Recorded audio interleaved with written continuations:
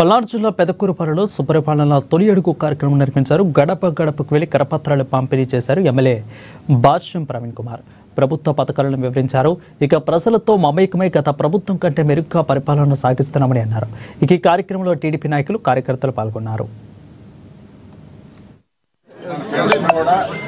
3000